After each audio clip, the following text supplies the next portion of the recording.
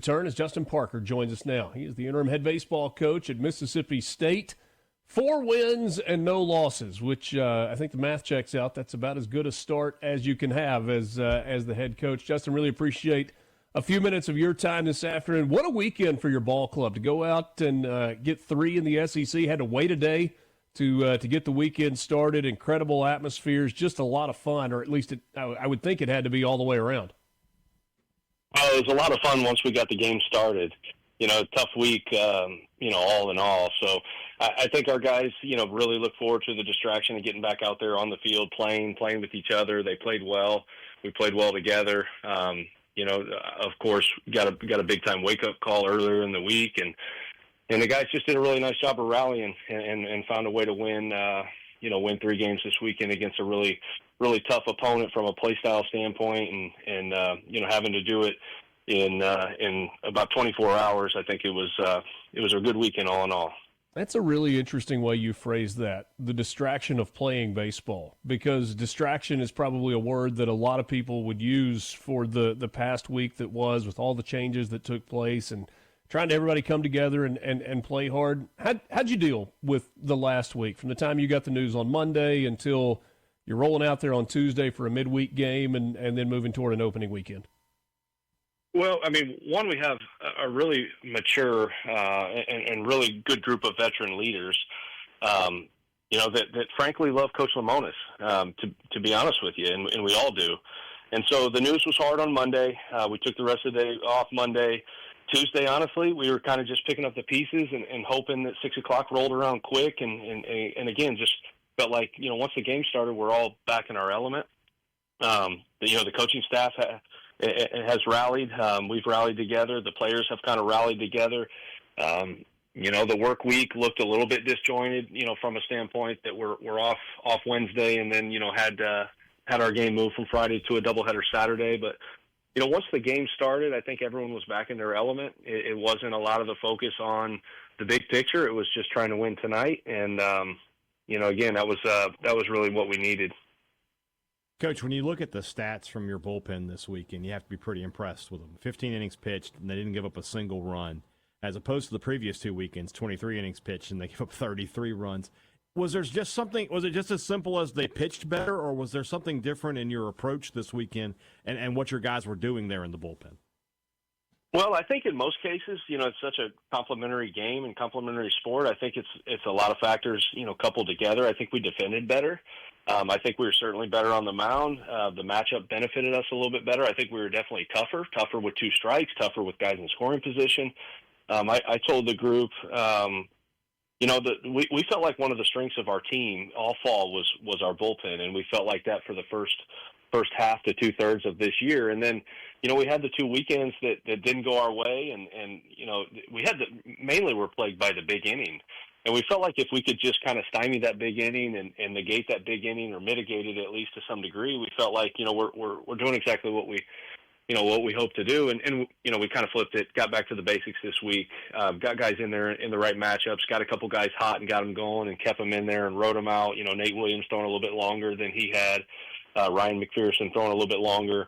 And so, it was just one of those things where you don't just go from having your bullpen be a strength of your team and being, really, really solid to like your bullpen stinks over the course of, a week or two. It's just, they're good arms. They're good competitors. They're prepared. It was just a matter of getting back out there, getting confident and staying on the attack. Coach, I made this comment up in the press box on Sunday. When Hunter Hines hits a home run, there's never the, I think that's out. It's always out. It's going fast when he gets those.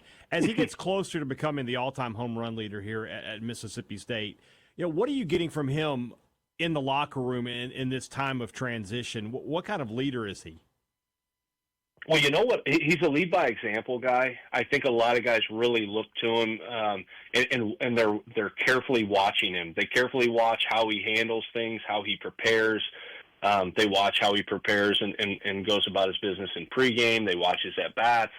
And, the thing that I'm the most proud of Hunter with is if you look at this past week, including Tuesday, he was willing to take the walk. And, all formidable home run hitters, like you all rely on just getting good pitches to hit. And, if you prove the fact that you're not going to expand the zone and you're not going to chase out of the zone and you're willing to take the free base, guys are going to have to come in the strike zone eventually. And I think that's the combination of those two things, one, doing real damage as he's done his entire career on balls in the zone that he can handle. And as you mentioned, like if he touches it, it's gone. I mean, there's not a whole lot of in between. And the other piece is if it's out of the zone, you're taking your walk or your free base and you're passing the bat to the next guy and you're trusting him to do it. And I think he's starting to do that. I think he's starting to understand that. I think he's starting to get into better counts. He's starting to control counts and control at bats. And I don't have the stats on me, but I want to say he walked. Well, I know he walked 4 times on Saturday and maybe another time or two on Tuesday night. So just had all in all a much more complete week offensively. It wasn't just him standing in there and hitting to try to impact the game. It was, in those other ways as well, elevating pitch counts, working walks, free bases, running the bases. I was even joking with him. He went first to third one night and got to third and smiled, and it was like, all right, like this guy's bringing more to the table than sitting in there hitting a pull side homer. So, I thought the offensive approach altogether was very complete on Tuesday night, and game one on Saturday was special as well. And that's the game of baseball, though. Some nights you're going to stand in there and hit 5 homers and win. There's a lot of nights like that in the SEC. Some nights you're going to have to take your walk, grind a starter out, get to a bullpen, and win the war of attrition. And you just never know what the game's going to call on you to do to get a win. Visiting with Justin Parker. He's the interim head coach at Mississippi State. 7 games remaining in the regular season. 6 of those are conference games, including a rivalry series this weekend against Ole Miss. Coach, we get a message on the C Spire text line asking us to ask you if there's a player that kind of stands out as a guy who's taken charge of the team in the last week, or if it's been more of a team effort. Man, I think it's a collection. I think it really is a collection of guys. The transitional nature of college athletics, I think, make it a little bit more difficult for kids to truly lead, like we think about, maybe old school leaders. But, some of the guys that have been here, been through it, Stone Simmons, the stability that he's brought, the stability of Bryce Chance, the experience and poise and just kind of the character of Joe Powell. He has been a guy. Aaron Downs has been through a lot. He's been very stable this week. Nate Chester is one of our emotional leaders. He's been very vocal and very active this week. As you've mentioned, Hunter Hines and we got a lot of other guys on our pitching staff that are veterans, that are mature. Nate Williams has been through a lot. Carson Ligon's been through a lot, so these guys are, this week was difficult, no doubt, for everybody, top to bottom. And it's a collection of guys that have kind of stabilized it and just got our focus back to preparing to win the next baseball game. So I credit our guys. It's, I think the world of Coach Lemonis and I know they do too. And this was hurtful, for us as a group, but they all stood up a little straighter and locked in, and I think just the narrative was play for each other, play a selfless brand of baseball, play as hard as you can, and enjoy it and have fun. And that group of guys kind of really made myself and our coaching staff, as much as this this whole thing is kind of been difficult. It's made the baseball application part a little bit easier. Coach, only got about 90 seconds left, but I know you like to give away the credit. You don't like to take credit for yourself, but you make a defensive replacement yesterday, and then that guy goes and makes maybe the best catch I've ever seen at Dudy Noble Field. That had to feel pretty good, right? Well, it felt good. It felt good to secure the win. We had been doing that all year. That's our best defensive outfield with Mike in center, sliding Bryce over to left. Bryce had an incredible catch in the first.